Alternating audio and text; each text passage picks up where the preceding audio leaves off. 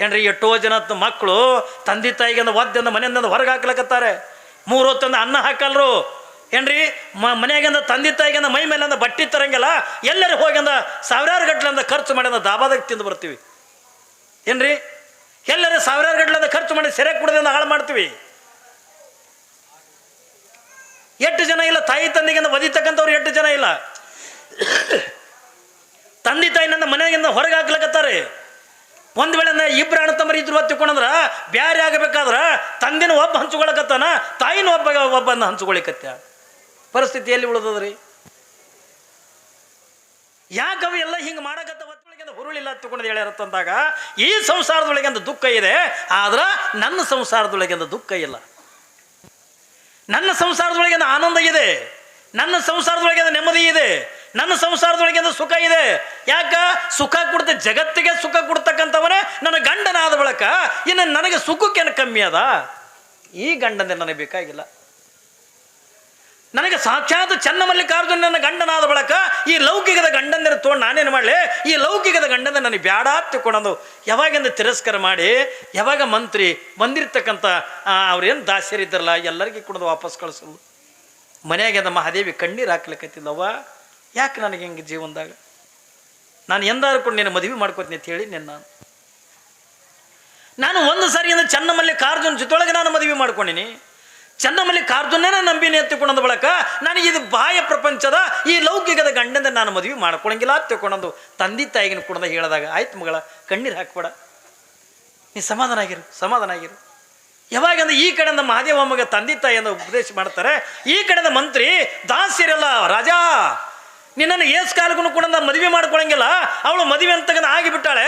ಅದು ಯಾರ ಜೊತೆ ಒಳಗೆ ತಗೊಂಡು ಕೇಳಿದ್ರೆ ಚನ್ನಮಲ್ಲಿಕಾರ್ಜುನ ತೆಗೆದ ಭಗವಂತನ ಜೊತೆ ಒಳಗೆ ಮದುವೆ ಮಾಡ್ಕೊಂಡು ಬಿಟ್ಟಾಳತ್ತೆ, ನಿನ್ನ ಮದುವೆ ಮಾಡ್ಕೊಳಂಗಿಲ್ಲ. ತಂದೆ ತಾಯಿ ಏನಂದ್ರು? ತಂದೆ ತಾಯಿನೂ ಕೂಡ ನಿನಗೆ ಕೊಟ್ಟಂದ ಮದುವೆ ಮಾಡಂಗಿಲ್ಲ. ಮಾದೇವಿ ಏನಂತಾಳೆ? ಮಾದೇವಿ ಸುತರಾಮಂದ ನಿನ್ನನ್ನು ಮದುವೆ ಮಾಡ್ಕೊಳಕ್ಕೆ ಅಂದ್ರೆ ಒಪ್ಪಲಿಲ್ಲ ತಿಳ್ಕೊಂಡಾಗ ರಾಜನಿಗೆಂದು ಸಿಟ್ಟು ಬಂದುಬಿಡುತ್ತೆ. ಯಾರಿಗೆ?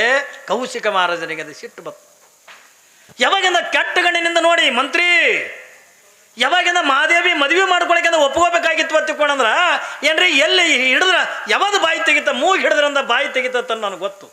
ಅದಕ್ಕೆ ಆ ಮಹಾದೇವಿಗೆ ಅಂದ ಮದುವೆಗೆ ಒಪ್ಪಿಸ್ಕೊಳಕ ಮೂಗಿ ಯಾವ್ದು ಹೊತ್ತುಕೊಂಡ ಕೇಳಿದ್ರ ಅವ್ರ ತಂದೆ ತಾಯಿನಂದ ನನ್ನ ಅರಮನೆಗೆ ಅಂದ ಎಳ್ಕೊಂಡು ತುಂಬ ಅಂದ. ನೋಡಿ ಮಹಾದೇವಿ ಒಂದು ವೇಳೆ ಮದುವೆ ಮಾಡ್ಕೊಳಕ್ಕೆ ಅಂದ್ರೆ ಒಪ್ಕೊಳ್ಳಿಲ್ಲತ್ತಂದ್ರ ಅವಳು ತಂದೆ ತಾಯಿನಂದ ನನ್ನ ಅರಮನೆಗೆ ಅಂದ ಎಳ್ಕೊಂಡು ತಗೊಂಡು ಬಾ ತಿಳ್ಕೊಂಡ. ರಾಜಾಜ್ಞೆ, ರಾಜನ ಮಾತಂತಕ್ಕಂಥ ಯಾರು ಕೂಡ ಮೀರಕ್ಕಾಗಲ್ಲ, ಮಂತ್ರಿಗೆ ಮೀರಕ್ಕಾಗಂಗಿಲ್ಲ, ಪ್ರಜೆಗಳಿಗೂ ಕೂಡ ಮೀರಕ್ಕಾಗಂಗಿಲ್ಲ. ಯಾವಾಗಿಂದ ಅವಳು ಮದುವೆ ಮಾಡ್ಕೊಳಕ್ಕೆ ಒಪ್ಕೊಳ್ಳಲ್ಲತ್ತಾಳಲ್ಲ ಅವಳು ತಂದೆ ತಾಯಿನಿಂದ ಎಳ್ಕೊಂಡು ತಗೊಂಡು ಬಾ ತಿಳ್ಕೊಂಡ. ಯಾವಾಗಿಂದ ತಂದೆ ತಾಯಿನ ಹೋಗಿ ಮಂತ್ರಿಯಿಂದ ಎಳ್ಕೊಂಡು ತಂದ. ಪಾಪ ಮಹಾದೇವಿ ಆ ಮಂತ್ರಿ ಕಾಲು ಹಿಡ್ಕೊಂಡ ಕಣ್ಣೀರು ಹಾಕ್ತಾಳೆ. ನನ್ನ ತಂದೆ ತಾಯಿಗೆ ಅರಮನೆಗೆ ಅಂದ ಯಾಕೆ ಒಯ್ಯಕತ್ತೀರಿ? ನನ್ನ ಅರಮನೆಗೆ ಅಂದ ಯಾಕೆ ಒಯ್ಯಕತ್ತೀರಿ? ಬೇಡ ಬೇಡ ತಗೊಂಡು ಹೇಳಿದ್ರು ಕೂಡ ಕೇಳಲಿಲ್ಲ. ನಿರ್ಮಲ ಶೆಟ್ಟಿ ಸುಮತಿಯರನ್ನ ಎಳ್ಕೊಂಡ ಅರಮನೆಗೆ ಅಂದ ತರಿಸದ ರಾಜ. ಎದಕ್ಕೆ ತರಿಸ್ಯಾನ ತಗೊಂಡ ಕೇಳಿದ್ರ ತಂದೆ ತಾಯಿಗೆ ಅಂದ ಚಿತ್ರಹಿಂಸೆ ಕೊಡ್ಲಿಕ್ಕತ್ತ. ಏನ್ರಿ ನಿರ್ಮಲ ಶೆಟ್ಟಿ ಮತ್ತು ಸುಮತಿಯರಿಗೆ ಯಾಕಂದ್ರೆ ಇವರಿಗೆ ತ್ರಾಸು ಕೊಟ್ಟಿವೆ ಎತ್ತಿಕೊಂಡ್ರ, ಇವರಿಗೆ ಶಿಕ್ಷೆ ಕೊಟ್ಟಿವೆ ಎತ್ತಿಕೊಂಡ್ರ, ಇವರಿಗೆ ತ್ರಾಸು ಕೊಟ್ಟರಲ್ಲಿ ಮಹಾದೇವಿ ಮದುವೆ ಮಾಡ್ಕೊಳಕ್ಕೆ ಒಪ್ಕೊಳ್ತಾಳತ್ತನ್ನೋದು ರಾಜನಿಗೆ ಗೊತ್ತಾಯ್ತು. ಯಾವಾಗಿಂದ ಮಹಾದೇವಿಯಿಂದ ಮನೆ ಒಳಗೆ ಹೋದಾಳೆ. ಈ ಕಡೆಯಿಂದ ಸುಮತಿ ಮತ್ತು ನಿರ್ಮಲ ಶೆಟ್ಟಿಯರನ್ನ ಎಳ್ಕೊಂಡ ಅರಮನೆ ಒಳಗೆ ಇಟ್ಟು ರಾಜ ಎಟ್ಟ ಚಿತ್ರಹಿಂಸೆ ಕೊಡ್ಲಿಕ್ಕತ್ತ ಹತ್ತಕೊಂಡ ಕೇಳಿದ್ರೆ ಕಾದ ಕಬ್ಬಣದ ಸಲಾಕೆಯಿಂದ ತಂದೆ ತಾಯಿಗಿಂದ ಬರೀ ಕೊಡ್ಲಕ್ಕತ್ತ.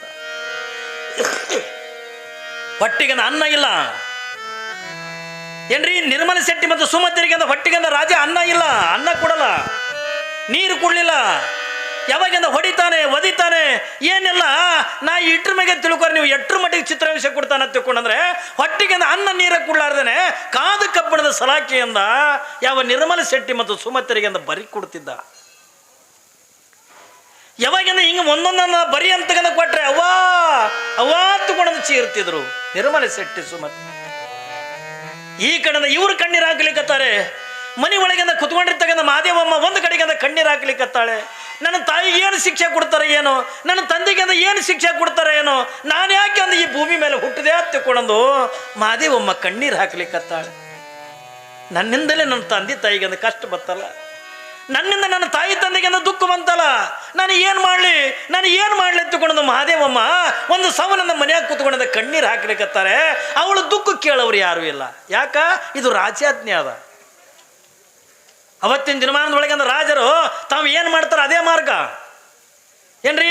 ಒಂದು ಕಡೆಗೆ ರಾಜರು ತಾವು ಏನಂತಲ್ಲ ಅದೇ ಮಾರ್ಗ ಆದ್ರ ಹಳ್ಳಿಗೊಳದಾಗ ಊರ ಸಾವುಕಾರ ಗೌಡ್ರ ತಗೊಂಡಿರ್ತಿದ್ರು. ಇವರು ಕೂಡ ರೊಕ್ಕದ ದಿಮಾಕಿನಿಂದ ಇವ್ರು ಏನಂತಾರೆ ಅದೇ ನಡೀತಿತ್ತು ಅವಾಗ. ಯಾಕಂದ್ರೆ ನಡೀತಿತ್ತಿಲ್ಲ, ಅವ್ರು ಏನು ಕಾನೂನು ಮಾಡ್ತಾರೆ ಅದೇ. ರಾಜನಿಗಿಂದ ಯಾರು ಕೇಳಂಗಿಲ್ಲಲ್ಲ. ಯಾವಾಗ ಮನೆಯಾಗಿಂದ ಕುತ್ಕೊಂಡಿಂದ ಪಾಪ ಸಣ್ಣ ಮಗಳು 18 ವರ್ಷದ ತರುಣಿ ಮಹಾದೇವಮ್ಮ ಒಂದು ಸವನ ಕಣ್ಣೀರು ಹಾಕ್ತಾಳೆ. ಏನು ಮಾಡಲಿ ನಾನು ಎಲ್ಲಿ ಹೋಗ್ಲಿ? ಚೆನ್ನಮಲ್ಲಿಕಾರ್ಜುನ, ನಾನು ಎಲ್ಲಿಗೆ ಹೋಗ್ಲಿ? ನಾನು ಏನು ಮಾಡಲಿ? ನನ್ನ ತಂದೆ ತಾಯಿನಿಂದ ಉಳಿಸ್ಕೋಬೇಕಲ್ಲ, ನನ್ನ ತಂದೆ ತಾಯಿನ ಕಾಪಾಡ್ಕೋಬೇಕಲ್ಲ, ನಾನು ಏನು ಮಾಡಲಿ? ಮಹಾದೇವಮ್ಮಗೆ ಹೆಂಗಾಗ್ಯದ ತಗೊಂಡ ಕೇಳಿದ್ರೆ ಶರಣರು ಒಂದು ವಚನ ಹೇಳ್ತಾರಲ್ಲ, ಕಾಲಲ್ಲಿ ಕಟ್ಟಿದ ಗುಂಡು ಕೊರಳೋಳು ಕಟ್ಟಿದ ಬೆಂಡು, ಮುಳುಗಲಿ ಅದು ಗುಂಡು ತೇಲಲಿ ಅದು ಬೆಂಡು, ಇಂತಪ್ಪ ಸಂಸಾರ ಸೆರದಿಯ ದಾಂಟಿಸಿ ಕಾಲಾಂತಕನ ಕಾಯ ಕೂಡಲ ಸಂಗಮ ದೇವ, ಕಾಲಾಂತಕನ ಕಾಯ ಕೂಡಲ ಸಂಗಮ ದೇವ, ಕೂಡಲ ಸಂಗಮ ದೇವ. ಮಹಾದೇವಿ ಸ್ಥಿತಿ ಹಂಗಾಗ್ಯದ ತಗೊಂಡು ಕೇಳಿದ್ರ, ಕಾಲೊಳಗಿಂದ ಕಲ್ಲು ಕಟ್ಕೊಂಡಾಳೆ, ಬೆನ್ನಿಗಿಂದ ಕುಂಬಳಕಾಯಿ ಕಟ್ಕೊಂಡಾಳೆ, ನದಿ ಈಸಲಿಕತ್ತಾಳ. ಕಲ್ಲ ಈಗಿನ ಮುಣುಗಿಸ್ಬೇಕಂತ, ಕುಂಬಳಕಾಯಿ ಇವಳನ್ನ ತೇಲಿಸ್ಬೇಕಂತ ಅದ. ಇವು ಎರಡರ ಮಧ್ಯದೊಳಗಿಂದ ಬಿದ್ದಿಂದ ಮಹಾದೇವಮ್ಮ ಒಂದು ಸವನಿಂದ ಮನೆಯಾಗಿಂದ ಸಂಕಟ ಪಡ್ಲಕತ್ತಾಳೆ. ಏನು ಸಂಸಾರ ಅಂತಕ್ಕಂಥ ಕಲ್ಲ ಖಾಲಿ ಕಟ್ಕೊಂಡಂಗಾಗ್ಯದ, ಅವನು ಮದುವೆ ಮಾಡ್ಕೊ ಅಂತಂದಿದ್ದು. ಆದ್ರೆ ಚೆನ್ನಮಲ್ಲಿಕಾರ್ಜುನನ ಗಂಡನಾದ ಬಳಿಕ ಆಧ್ಯಾತ್ಮದ ಕುಂಬಳಕಾಯಿ ಬೆನ್ನಿಗೆಂದ ಕಟ್ಕೊಂಡಾಳೆ. ಆಧ್ಯಾತ್ಮದ ಕುಂಬಳಕಾಯಿ ಇವಳನ್ನು ತೇಲಿಸ್ಬೇಕತ್ತದ, ಇದು ಸಂಸಾರದಿಂದ ಮುಣುಗಿಸ್ಬೇಕತ್ತದ. ಮಧ್ಯದೊಳಗಿಂದ ಸಿಕ್ಕೊಂಡ್ಬಿಟ್ಟ. ಒಂದು ಸವನನ್ನ ಒದ್ದಾಡಕತ್ತಾಳೆ. ಮಹಾದೇವಿಯ ದುಃಖವನ್ನು ಕೇಳತಕ್ಕಂಥವ್ರು ಯಾರೂ ಇಲ್ಲ. ಯಾವಾಗ ಒಂದು ದಿವಸ ನಮ್ಮ ಮಂತ್ರಿ ಬಂದ, ತಾಯಿ ಮಹಾದೇವಿ ನಿನ್ನ ತಂದೆ ತಾಯಿ ಕಷ್ಟ ನನ್ನ ಕಣ್ಣಾರೆ ನೋಡೋಕ್ಕಾಗಲ್ದು ನನ್ನವ್ವ. ಮಂತ್ರಿ ಬಂದಂದು ಹೇಳಕತ್ತಾನ ಮಹಾದೇವಮ್ಮಗ, ನಿನ್ನ ತಂದೆ ತಾಯಿಗಳಿಗೆ ಬಂದಿರ್ತಕ್ಕಂಥ ಕಷ್ಟ, ನಿನ್ನ ತಂದೆ ತಾಯಿಗಳಿಗೆ ಬಂದಿರ್ತಕ್ಕಂಥ ದುಃಖ, ಇದು ನನ್ನ ಕಣ್ಣಾರೆ ಅಂತ ನೋಡೋಕ್ಕಾಗಲ್ದು. ಮಹಾದೇವಿ ನಿನ್ನ ತಂದೆ ತಾಯಿಗೆ ಚಿತ್ರ ಹಿಂಸೆ ಕೊಡ್ಲಕತ್ತಾನೆ, ನಿನ್ನ ತಂದೆ ತಾಯಿಗೆ ಬರಿ ಕೊಡಕತ್ತಾನೆ, ನಿನ್ನ ತಂದೆ ತಾಯಿಗೆ ಹೊಟ್ಟೆಗೆ ಅನ್ನ ನೀರು ಅಂತಕ್ಕಂಥ ಕೊಡಂಗಿಲ್ಲ. ಅವ್ರಿಗೆ ಬಂದಿರ್ತಕ್ಕಂಥ ಕಷ್ಟ, ಅವ್ರಿಗೆ ಬಂದಿರ್ತಕ್ಕಂಥ ದುಃಖ ನನ್ನ ಕಣ್ಣಾರೆ ನೋಡೋಕ್ಕಾಗಲ್ದಿ ನನ್ನವ. ನೀ ಏನು ಮಾಡ್ತೇವೆ ಗೊತ್ತಿಲ್ಲ, ನಾನು ನಿನ್ನ ಅಣ್ಣನಾಗ್ಯದ, ನಿನಗೊಂದು ಮಾತು ಹೇಳಕತ್ತೆ ಅಂತಂದು ಮಂತ್ರಿ ಬಂದು ಯಾವಾಗಿಂದ ಮಹಾದೇವಮ್ಮಗೆ ಅಂತ ಹೇಳ್ದ. ಮನಸ್ಸಿನೊಳಗೆ ಅಂತ ತೀರ್ಮಾನ ತೋತಾಳೆ, ಅಣ್ಣ ಯಾವಾಗಿಂದ ನನ್ನ ತಂದೆ ತಾಯಿಗೆ ಇಟ್ಟು ಕಷ್ಟ ಬರ್ತದತ್ತಂದ್ರೆ, ನನ್ನ ತಂದೆ ತಾಯಿಗೆ ಉಪವಾಸ ಇಟ್ಟಾರತ್ತಂದ್ರೆ, ನನ್ನ ತಂದೆ ತಾಯಿಗಳಿಗೆ ಕಾದ ಕಬ್ಬಣದಿಂದ ಬರೀ ಕೊಡ್ತಾರತ್ತೆ ಕೊಡಂದ್ರೆ, ಇದನ್ನೆಲ್ಲ ಕೇಳಿ ನಾನು ಹೆಂಗೆಂದ ಸುಮ್ಮಿರ್ಲಣ್ಣ.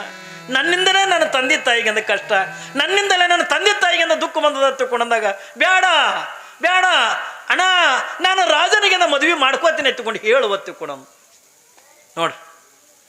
ಮಹಾದೇವಮ್ಮ ಏನಂತಾಳ, ತನ್ನ ತಂದೆ ತಾಯಿ ಕಷ್ಟ, ತನ್ನ ತಂದೆ ತಾಯಿಗೆ ಬಂದಿರ್ತಕ್ಕಂಥ ದುಃಖ ಏನ್ರಿ ನನ್ನಿಂದಲೇ ಇವ್ರು ಇಟ್ಟು ಚಿತ್ರ ಹಿಂಸೆ ಅನುಭವಿಸ್ಲಿಕ್ಕತ್ತಾರಲ್ಲ, ಸುಖದಿಂದ ಬೆಳೆದಿರ್ತಕ್ಕಂಥವ್ರು.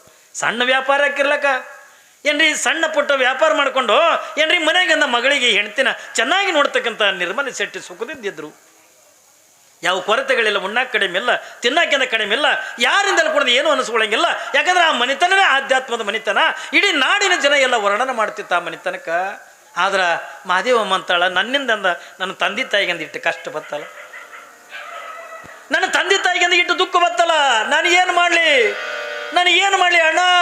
ಯಾವಾಗ ನನ್ನಿಂದ ನನ್ನ ತಂದೆ ತಾಯಿಗೆ ಕಷ್ಟ ಬಂದದಂತಂದ್ರೆ ಬೇಡ, ತಂದೆ ತಾಯಿಗೆ ಕಷ್ಟ ಕೊಟ್ಟು ನಾನು ಯಾವ ಪಾಪದಾಗ ಬೋಲಿ. ಯಾಕಂದ್ರೆ ಜೀವನದೊಳಗೆ ನಮಗೆ ತಂದೆ ತಾಯಿನೇ ನಮಗೆ ದೇವರು. ಕಣ್ಣಿಗೆ ಕಾಣತಕ್ಕಂಥ ದೇವರುಗಳ ತಗೊಂಡ್ರ ಏನ್ರಿ, ನೀವು ಎಲ್ಲಿ ಕಾಶಿಗೆ ಹೋಗೋದು ಬೇಕಾಗಿಲ್ಲ, ಕೇದಾರಕ್ಕೆಂದ ಹೋಗೋದು ಬೇಕಾಗಿಲ್ಲ, ಯಾವ ದೇವಸ್ಥಾನಕ್ಕೆ ಕುಡ್ಕೊಂಡು ಹೋಗೋದು ಬೇಕಾಗಿಲ್ಲ. ಆದ್ರೆ ನಿಮ್ಮ ಕಣ್ಣಿಗೆ ಕಾಣತಕ್ಕಂಥ ತಂದೆ ತಾಯಿನೇ ಏನ್ರಿ, ಜಗತ್ತಿನೊಳಗಿರ್ತಕ್ಕ ಕಾಶಿ ಒಳಗಿರ್ತಕ್ಕಂಥ ವಿಶ್ವನಾಥನು ಕೂಡ ನಿನ್ನ ತಂದೆ ತಾಯಿ ಪಾದದೊಳಗದ. ಶ್ರೀಶೈಲದೊಳಗಿರ್ತಕ್ಕಂಥ ಮಲ್ಲಿಕಾರ್ಜುನ ಕೂಡ ನಿನ್ನ ತಂದೆ ತಾಯಿ ಪಾದದೊಳಗದಾನೆ. ನೀವು ಬೇರೆ ಯಾರ್ದು ಕೂಡ ಏನು ಗುಡಿ ಗುಂಡಾರಗಳಿಗೆ ಹೋಗಿ ನೀವೇನಾರ ಕಾಯಿ ಹೊಡಿಯೋದು ಅದಕ್ಕೆ ಸುಮ್ಮನೆ 20 ರೂಪಾಯಿಗೆ ಸಿಗ್ತದ್ರಿ ಅಂತಂದು ಹೊಡೆದು ಬರೋದನ್ನ ಅದಕ್ಕೆ. ಕಾಯಿ ಯಾವ ಗುಡಿಗಳಿಗೆಂದ ಹೋಗಿ ಅದು ಹೊಡ್ಯಕ್ಕೆ ಹೋಗ್ಬೇಡ್ರಿ. ಈ ಕಾಯವನ್ನು ನಿಮ್ಮ ತಂದೆ ತಾಯಿ ಪಾದಕ್ಕೆಂದು ಅರ್ಪಣೆ ಮಾಡಿ. ಇಂಥ ಅಪರೂಪವಾಗಿರ್ತಕ್ಕಂಥ ಜನ್ಮ ಕೊಟ್ಟಿರಿ ನಮಗೆ. ಉಣಿಸಿರಿ ತಿನಿಸಿರಿ ಇಷ್ಟೆಲ್ಲ ಬೆಳೆಸಿ ದೊಡ್ಡವ್ರನ್ನ ಮಾಡಿರಲ್ಲ. ನಿಮಗಿಂತ ದೊಡ್ಡ ದೇವರು ಜಗತ್ತಿನೊಳಗೆ ಮತ್ತೊಂದು ಯಾವುದಾದ ತಿಳ್ಕೊಳೋದು ತಂದೆ ತಾಯಿನಂದ ಪ್ರೀತಿಯಿಂದ ಕಾಣ್ರಿ. ತಂದೆ ತಾಯಿಗಿಂದ ನಿತ್ಯ ನಿತ್ಯ ಅಂದ ಏನ್ರಿ ನಮಸ್ಕಾರ ಮಾಡ್ರಿ. ಆ ತಂದೆ ತಾಯಿನ ಬಿಟ್ಟಂದ ಯಾವ ದೇವರುಗಳು ಕೂಡ ಇಲ್ಲ ಏನ್ರಿ. ಇದನ್ನು ಸುಮ್ಮನೆ ನೀವು ಏನ್ರಿ ಮುತ್ತರೆ ಇದೆಲ್ಲ ಸುಮ್ಮನೆ ನೀವು ಬಾಯಿಂದ ಹೇಳ್ತೀರಿ ಎತ್ತುಕೊಳೋದಲ್ಲ. ನಾನು ಬಹುಶಃ ಈ ಸ್ವಾಮಿಗಳದ್ರೊಳಗನೆ ಅತಿ ತಾಯಿನಿಂದ ತಂದೆ ತಾಯಿನ ಪ್ರೀತಿ ಮಾಡಿರ್ತಕ್ಕಂಥ ಸ್ವಾಮಿ ನಾ ಜಗತ್ತಿನೊಳಗೆ ಅಂದ್ರೆ ಇಲ್ಲಿ ನನ್ನ ಹುಟ್ಟಿದ್ರು ಇಲ್ಲಿ ಕನ್ನೊಳ್ಳಿ. ನೀವು ಹೋಗಿ ಇಡೀ ಊರಿಗೆ ಅಂದ ಕೇಳ್ರಿ, ಯಾವ ಹನುಮಂದೇವ್ರ ಮೂರ್ತಿನೂ ಸ್ಥಾಪನೆ ಮಾಡಲಿಲ್ಲ, ಯಾವ ಕಲ್ಲಿನ ಲಿಂಗಾನು ಕೂಡ ಸ್ಥಾಪನೆ ಮಾಡಲಿಲ್ಲ. ನನಗೆ ಜನ್ಮ ನೀಡಿರ್ತಕ್ಕಂಥ ನನ್ನ ತಾಯಿದೇ ಗುಡಿ ಕಟ್ಟಂದ ತಾಯಿದಿಂದ ನಿತ್ಯ ನಿತ್ಯದ ಪೂಜೆ ನಡೆಯಂಗ ಮಾಡಿರ್ತಕ್ಕಂಥವ ನಾನು. ಯಾಕೆ ಏನ್ರಿ ಅವಳೇ ನನಗೆ ಜನ್ಮ ಕೊಡಲ್ಲ, ನಾ ಎಲ್ಲಿ ಸನ್ಯಾಸಿ ಆಗವ. ಭಾಳ ಮಂದಿ ಅಂತಿರ್ತಾರೆ ನೀವೇನ್ರಿ ಸನ್ಯಾಸಿಗಳು ನಿಮಗೆ ಯಾಕೆಂದ್ರೆ ತಾಯಿ ತಂದೆ ನಿಮ್ಮ ಪೂರ್ವಿದಿಂದ ತಂದೆ ತಾಯಿ ಯಾಕೆ ತಿಳ್ಕೊಂಡ್ರ ಏನ್ರಿ ಅವ್ರ ತಂದೆ ತಾಯಿ ನನಗೆ ಜನ್ಮ ಕೊಟ್ಟಾರ ತಿಳ್ಕೊಂಡಂದ್ರೆ ಏನ್ರಿ ಅವ್ರು ನನಗೆ ಸಮಾಜಕ್ಕೆ ದಾನ ಮಾಡ್ಯಾರತ್ತಂದ್ರೆ ನಾ ಇವತ್ತು ಸ್ವಾಮಿ ಆಗಿನಿ. ಇಲ್ಲ ಅದು ನಾ ಎಲ್ಲಿ ಸ್ವಾಮಿ ಆಗವ ಏನ್ರಿ? ಇಲ್ಲ ರೀ ಯಾವ ಸ್ವಾಮಿ ಆಗವ? ನಾನು ಎಲ್ಲಿ ನನಗೆ ಜನ್ಮ ಕೊಟ್ಟಿದ್ದೇ ಇಲ್ಲ ತಿಳ್ಕೊಂಡಂದಾಗ ಈ ಭೂಮಿ ಜಗತ್ತು ನೋಡೋವೆ ಎಲ್ಲಿದೆ ನಾನು? ಯಾವ ಸ್ವಾಮಿ ಸನ್ಯಾಸಿ ಜಗದ್ಗುರು ಯಾವ ಬೇಕಾದವ ಇದ್ರು ಕೂಡ ತಾಯಿ ಮುಂದೆ ಯಾವ ಜಗದ್ಗುರುನೂ ಅಲ್ಲ. ಆ ನಮ್ಮ ತಂದೆ ತಾಯಿನೇ ನಮ್ಮ ಪಾಲಿಗೆ ಅಂದ್ರೆ ಜಗದ್ಗುರು ಅಂತ ಅನ್ನೋದನ್ನು ನಾವೆಲ್ಲರೂ ಕೂಡ ತಿಳ್ಕೊಬೇಕಾಗ್ತದೆ. ಯಾಕಂದ್ರೆ ಇವತ್ತಿನ ದಿನಮಾನ ಹಂಗೆ ಉಳಿದಿಲ್ಲ ಏನ್ರಿ. ಎಷ್ಟೋ ಜನ ಮಕ್ಕಳು ತಂದೆ ತಾಯಿಗೆ ಒದ್ದಿಂದ ಮನೆಯಿಂದ ಹೊರಗೆ ಹಾಕ್ಲಕತ್ತಾರೆ. 3 ಹೊತ್ತಂದ ಅನ್ನ ಹಾಕಲ್ರು ಏನ್ರಿ. ಮನೆಯಾಗಿಂದ ತಂದೆ ತಾಯಿಗಿಂದ ಮೈ ಮೇಲೆ ಬಟ್ಟೆ ತರಂಗಿಲ್ಲ.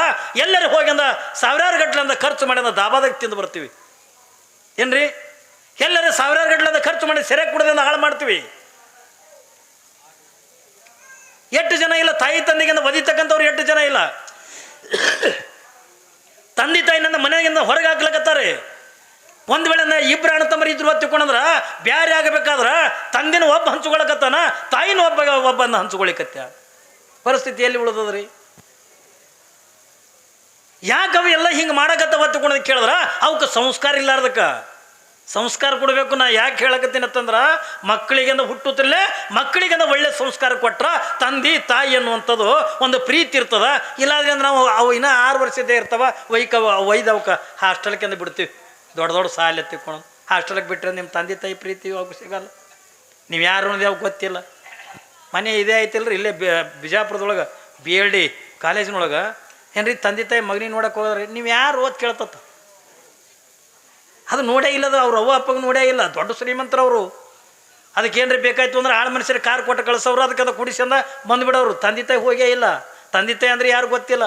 ಪರಿಸ್ಥಿತಿಯಲ್ಲಿ ಬಂದದ ಮುಂದವು ಸಾಲಿ ಕಲಿತು ಮನೆಗೆ ಬಂದ ಒಳಗೆ ನಿಮ್ಮನ್ನ ಯಾಕೆ ನೋಡ್ತಾವ? ಅವು ನೋಡ್ತಾರ್ರಿ ಯಾರು ಕೂಡ ನೋಡಂಗಿಲ್ಲ. ಒಂದು ಕರ್ಜಿಗೆ ಊರಾಗ ಒಂದು ಮಾತು ಹೇಳ್ತೀನಿ ಕೇಳಿ ನೀವು ಬೇಕಾದಷ್ಟು ಶ್ರೀಮಂತರಿರಲಿ, ನೀವು ಬೇಕಾದಟ್ಟಂದ ಗುಂಡಾಗಳಿರಲಿ, ಬೇಕಾದಟ್ಟಂದ ಏನು ಬೇಕಾದಿರ್ರಿ ನೀವು. ಆದ್ರೆ ಜಗತ್ತಿನೊಳಗಂದ ಇಟ್ಟು ನೀ ಮೆರಿಬೇಕಾಗಿತ್ತು ಅಂದ್ರೆ ಇಟ್ಟು ನೀ ಆನಂದೊಳಗಂದ ಇರಬೇಕಾಗಿತ್ತು ಅಂತಂದ್ರೆ ಇದು ಎಲ್ಲದಕ್ಕೂ ಕೂಡ ಮೆರಿಲಿಕ್ಕಿಂದ ಕಾರಣಕರ್ತರು ಯಾರು ಒತ್ತಿಕೊಂಡಂದ್ರೆ ನಿನಗೆ ಜನ್ಮ ನೀಡಿರ್ತಕ್ಕಂಥ ತಂದೆ ತಾಯಿನೇ ಬಿಟ್ಟರೆ ಬೇರೆ ಯಾವನು ಕೂಡ ಇಲ್ಲ ಏನ್ರಿ. ನೀ ಮೆರಿತಕ್ಕಂಥದ್ದು ನೋಡಿ ಖುಷಿ ಪಡೋರು ನಿಮ್ಮ ತಂದೆ ತಾಯಿನೇ. ತೇತಿಲ್ಲ ಮಗ ದೊಡ್ಡ ನೌಕರಿ ಮಾಡಕತ್ತನತ್ತಂದ್ರೆ ಖುಷಿ ಪಡ್ತಕ್ಕಂಥವಳಿಂದ ತಂದೆ ತಾಯಿನೇ. ನೀ ದೊಡ್ಡ ರಾಜ್ಕುಮಾರ್ನಾಗು ನೀನು ಖುಷಿ ಪಡೋರಿಂದ ಮೊದಲು ನೋಡಿಂದ ಖುಷಿ ಪಡೋರು ನಿನ್ನ ತಂದೆ ತಾಯಿ. ಮಗ್ಗಲು ಮನೆಯವರು ಸಂಕಟ ಪಡ್ತಾರ. ಈ ಮಗ ಯಾಕೋ ಮೆರಿಲಕತ್ತಾನ ಇವನಿಗೆ ಹ್ಯಾಂಗೆ ಮಾಡಿ ಡಬ್ಬ ಹಾಕ್ಬೇಕಂತ ತಿಳ್ಕೊಂಡು ನಿನಗೆ ರಾಜಕೀಯಕ್ಕೆ ತಂದು ಇಲೆಕ್ಷನ್ ನಿಂದಿರ್ಸ್ತಾರ ಏನ್ರಿ. ಒಬ್ಬ ಶ್ರೀಮಂತನ ಮೆರಿತಿದ್ನು ಅಂತ ತಿಳ್ಕೊಂಡ್ರೆ ಅವ್ನಿಗೆ ಹೆಂಗೆ ಹಾಳು ಮಾಡ್ಬೇಕಂತಂದ್ರೆ ಅದಕ್ಕೆ ತಂದು ಇಲೆಕ್ಷನ್ ನಿಂದಿರ್ಸ್ತಾವ. ಒಬ್ಬ ಸ್ವಾಮಿಗೆ ಹಾಳು ಮಾಡ್ಬೇಕಾಯ್ತು ಸೆಕೆಂಡ್ ಹ್ಯಾಂಡ್ ಕಾರ್ ಕುಡಿಸ್ಬಿಡ್ಬೇಕು ಏನ್ರಿ.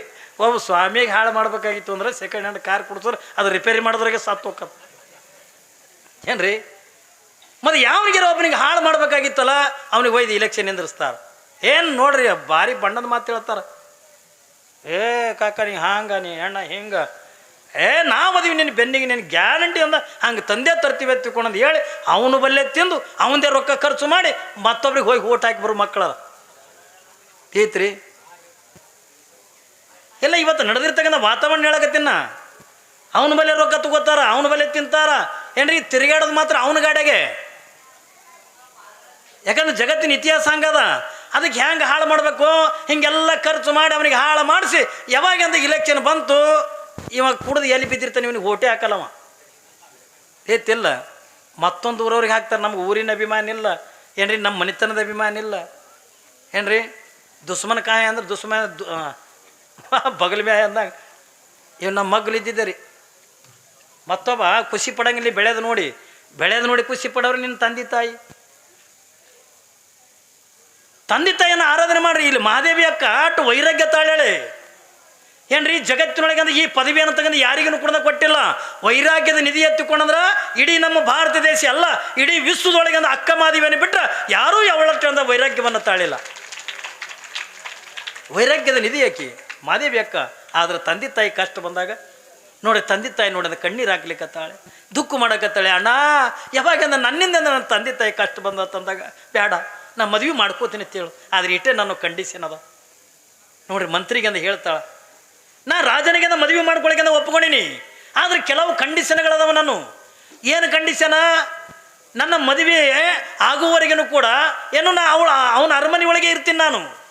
ಆದರೆ ಕೆಲವು ಕಂಡೀಷನ್ಗಳದಾವ, ಕೆಲವೊಂದು ರೂಲ್ಸ್ ಅದಾವ. ನಾನು ಏನು ರೂಲ್ಸ? ಮಂತ್ರಿ ಕೇಳ್ದ. ಏನು ಮದುವೆ ಹಾಕಿನಂದಿದ್ದು ಅಟ್ಟೆ ಸಾಕು ಖುಷಿ ಆಗಿಬಿಡ್ತಾವ ನೀವು ಮಂತ್ರಿಗೆ. ಅಂತೂ ಮಾದೇವಿ ಅಂದ ಮದುವೆ ಮಾಡ್ಕೊಳಕ್ಕೆ ಅಂದ ಒಪ್ಕೊಂಡ್ಲಲ್ಲ, ಅವಳು ತಂದೆ ತಾಯಿಗೆ ಅಂದ ಬಿಡುಗಡೆ ಮಾಡಿಸ್ತಾಳಲ್ಲ. ಯಾಕ ಅಂತ ಮಂತ್ರಿಗೆ ಸರಿಕೆ ತ್ರಾಸಾಗಿತ್ತು ಅವ್ರಿಗೆ, ಕಷ್ಟಗಳನ್ನು ಕುಡಿದು ನೋಡಿ.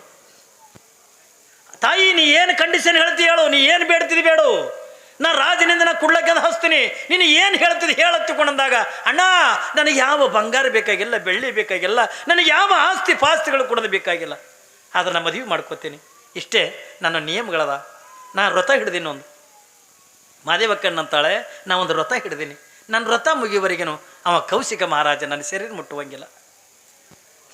ನಂದು ವ್ರತ ಇದೆ, ನನ್ನ ವ್ರತ ಮುಗಿಯುವವರೆಗೂ ಕೂಡ ನನ್ನ ಶರೀರನ ತೆಗೆದು ಮುಟ್ಟುವಂಗಿಲ್ಲ.